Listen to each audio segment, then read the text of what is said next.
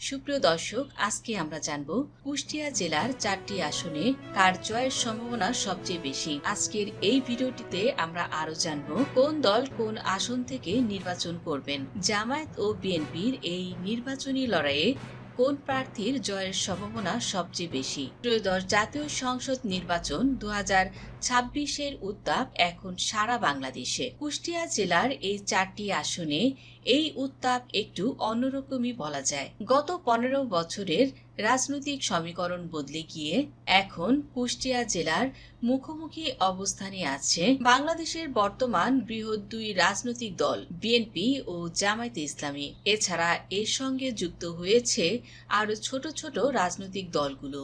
কুষ্টিয়া জেলা বাংলাদেশের সাংস্কৃতিকভাবে ঐতিহ্যবাহী একটি জেলা। এই জেলা থেকে বহু রাজনীতিবিদ উঠে এসেছেন। পদ্মাপাড়ের এই জেলাটি ইতিহাস, সংস্কৃতি, রাজনীতির জন্য সারা দেশে সুপরিচিত। প্রত্যেকটি আসনেই দেখা মিলেছে রাজনৈতিক উৎসব মুখর পরিবেশ এবং ভিন্ন ভিন্ন ধাঁচে প্রচার প্রচারণা। কুষ্টিয়া জেলাটি 4টি সংসদীয় আসন নিয়ে গঠিত। এ পর্যায়ে দর্শক, আপনি কোন আসন থেকে এই ভিডিওটি দেখছেন, আপনার মন্তব্যটি কমেন্ট বক্সে জানিয়ে দিন। তো বন্ধুরা, আর কথা না বাড়িয়ে চলুন ভিডিওটি শুরু করা যাক। তো প্রথমেই আমরা বলবো কুষ্টিয়া 1 আসন সম্পর্কে। কুষ্টিয়া 1 আসন হলো বাংলাদেশের জাতীয় সংসদের 300টি নির্বাচনী এলাকার একটি। এটি কুষ্টিয়া জেলায় অবস্থিত জাতীয় সংসদের 75 নং আসন। কুষ্টিয়া 1 আসনটি কুষ্টিয়া জেলার দৌলতপুর উপজেলা নিয়ে গঠিত। এই আসনে মোট ভোটার সংখ্যা রয়েছে 3,80,288 এর মতো। এই আসনটি থেকে বিএনপির প্রার্থী হচ্ছেন রেজা আহমেদ বাচ্চু মোল্লা। এই আসনটিতে জামায়াতে ইসলামের মনোনীত প্রার্থী হচ্ছেন মাওলানা বেলাল উদ্দিন। রেজা আহমেদ বাচ্চু মোল্লা তিনি বাংলাদেশ জাতীয়তাবাদী দল বিএনপির নির্বাহী কমিটির সদস্য এবং কুষ্টিয়া জেলা বিএনপির সিনিয়র সভাপতি এবং দৌলতপুর উপজেলার বিএনপির সভাপতি। এই আসনটি ঐতিহাসিকভাবে বিএনপির শক্তিশালী একটি ঘাঁটি। তবে দৌলতপুরে বিএনপির ভেতরে কিছুটা উপদলীয় কোন্দল রয়েছে, কেননা এখানে বিএনপির একটি গ্রুপ রেজা আহমেদ বাচ্চুকে চায় না। এছাড়া তার মনোনয়ন পরিবর্তনের দাবিতেও বেশ কয়েকবার বিক্ষোভ সমাবেশ হয়েছে এই আসনটি থেকে। তবে শেষ পর্যন্ত এখানে নির্বাচন করবেন রেজা আহমেদ বাচ্চু। জামায়াতের আমির বেলাল উদ্দিন দীর্ঘ সময় ধরে চরাঞ্চল ও তৃণমূল পর্যায়ে ব্যাপক গণসংযোগ করেছেন। তার একটি আলাদা ভোট ব্যাংক তৈরি হয়েছে এই আসনটিতে। চরের মানুষদের একদম কাছ থেকে গিয়ে তিনি বিভিন্ন আশ্বাসও দিয়েছেন। কুষ্টিয়ার 1 আসনে আলাদা এক ফ্যান বেস তৈরি হয়েছে এই আসনটি থেকে। তো যদি বিএনপির প্রার্থীরা এখানে স্বতন্ত্রভাবে নির্বাচন না করেন এবং এখানে যদি তারা ঐক্যবদ্ধ হয়ে যান, তবে নিশ্চিতভাবে এই আসনটি ধানের শীষের পক্ষেই যাবে। তো এই আসনটি থেকে ধানের শীষের জয় পাওয়ার সম্ভাবনা জামায়াতের তুলনায় একটু হলেও বেশি। এ পর্যায়ে কুষ্টিয়া 2 আসন। কুষ্টিয়া 2 আসনটি হল বাংলাদেশের জাতীয় সংসদের 300টি নির্বাচনী এলাকার একটি। এটি কুষ্টিয়া জেলায় অবস্থিত জাতীয় সংসদের 76 নং আসন। কুষ্টিয়া 2 আসনটি কুষ্টিয়া জেলার ভেড়ামারা উপজেলা এবং মিরপুর উপজেলা নিয়ে এই আসনটি গঠিত। এই আসনটিতে মোট ভোটার রয়েছে প্রায় 4,51,936 জন এর মতো। এই আসনটি থেকে বিএনপির প্রার্থী ব্যারিস্টার রাগিব রৌফ চৌধুরী। তিনি সাবেক সংসদ সদস্য ও বিএনপির প্রয়াত নেতা আব্দুর রৌফ চৌধুরীর সন্তান এবং বিএনপির জাতীয় নির্বাহী কমিটির সদস্য তিনি। এই আসনটিতে জামায়াতে ইসলামী প্রার্থী মোহাম্মদ আব্দুল গফুর। তিনি কুষ্টিয়া জেলার জামায়াতে ইসলামের নায়েবে আমির। তো এই আসনটিতে মূল লড়াইটা হবে বিএনপি ও জামায়াতের মধ্যেই। রাগিব রৌফ চৌধুরী একজন শিক্ষিত ও মার্জিত প্রার্থী হিসেবে তরুণ ভোটারদের মাঝে বেশ জনপ্রিয় এবং এই আসনটিতে তিনি বেশ জনপ্রিয় একজন প্রার্থী। এই আসনটি থেকে তার প্রচার প্রচারণা ও গণসংযোগ ছিল বেশ ভালোভাবেই। জনগণের সঙ্গে কানেক্ট করতে পেরেছেন তিনি খুব সহজেই। এমনিতেও এই আসনটিতে তার আলাদা একটি পরিচিতি রয়েছে, তো তার বিরুদ্ধে খুবই কমই অভিযোগ আছে মানুষের। তবে এই আসনটিতে দলীয় কিছু কোন্দল রয়েছে, যেমন প্রার্থী বদল নিয়ে অন্য মনোনয়ন প্রত্যাশী নেতারা কিছুদিন এই আসনটিতে বিক্ষোভ মিছিল করেছিলেন। তবে এই আসনটিতে জামায়াতের প্রার্থী আব্দুল গফুর দীর্ঘ সময় ধরে মিরপুর ও ভেড়ামারার প্রতিটি ইউনিয়নে সাংগঠনিকভাবে কাজ করছেন। প্রতিটি এলাকা ও মহল্লায় তার গণসংযোগের আজ ছিল চোখে পড়ার মতো এবং এই আসনটিতে আগেও জামায়াতের একটি আলাদা ভোট ব্যাংক ছিল এবং তরুণ ভোটাররা নির্বাচনী মাঠে বেশ সুবিধা দেবে বলে ধারণা করা হয়।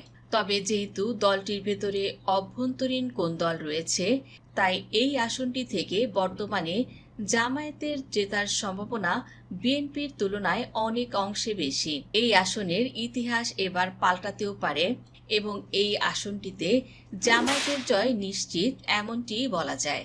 এ পর্যায়ে কুষ্টিয়া ৩ আসন। কুষ্টিয়া ৩ আসন হল বাংলাদেশের জাতীয় সংসদের ৩০০টি নির্বাচনী এলাকার একটি। এটি কুষ্টিয়া জেলায় অবস্থিত সংসদের ৫৭ নং আসন। কুষ্টিয়া ৩ আসনটি কুষ্টিয়া জেলার কুষ্টিয়া সদর উপজেলা নিয়ে এই আসনটি গঠিত। এই আসনে মোট ভোটার সংখ্যা রয়েছে প্রায় ৪,১৫,৪০২ জনের মতো। এই আসনটিতে বিএনপির প্রার্থী মোহাম্মদ জাকির হোসেন সরকার।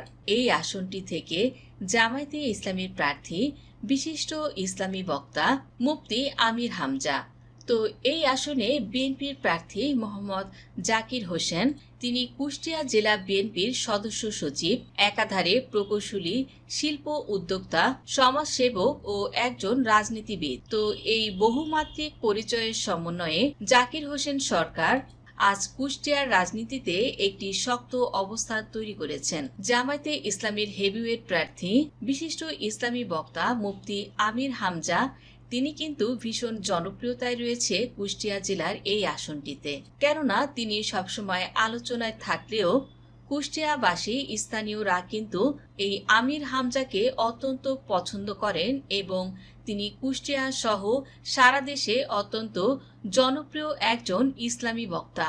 এই আসনটি থেকেই নির্বাচন করছেন মুফতি আমির হামজা।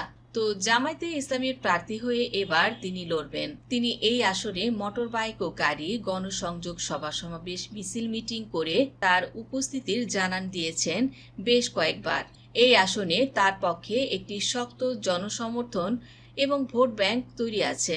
অন্যদিকে বিএনপির প্রার্থী জাকির হোসেন সরকার বিএনপির রাজনীতিতে অত্যন্ত জনপ্রিয় একজন নেতা। এই আসনটিতে যদিও বিএনপির কোনো দলীয় কোন্দল নেই, তবে এই আসনটিতে আমির হামজার একটা আলাদা জনপ্রিয়তা রয়েছে। এ কারণে স্থানীয় সূত্রে জানা যায় আসনটি থেকে বিএনপি নয় জামায়াতের প্রার্থীর জয়ের সম্ভাবনা সবচেয়ে বেশি। দিন শেষে এই আসনটি থেকে জামায়াতের প্রার্থী জিতে যাবে বলেই ধারণা করা হয়। এ পর্যায়ে কুষ্টিয়া ৪ আসন। কুষ্টিয়া ৪ আসনটি হল বাংলাদেশের জাতীয় সংসদের ৩০০টি নির্বাচনী এলাকার একটি। এটি কুষ্টিয়া জেলায় অবস্থিত জাতীয় সংসদের ৭৮ নং আসন। কুষ্টিয়া ৪ আসনটি কুষ্টিয়া জেলার কুমারখালী উপজেলা ও খোকসা উপজেলা নিয়ে এই আসনটি গঠিত। এই আসনের মোট ভোটার সংখ্যা প্রায় ৩,৯৬,৫৯৭ জনের মতো।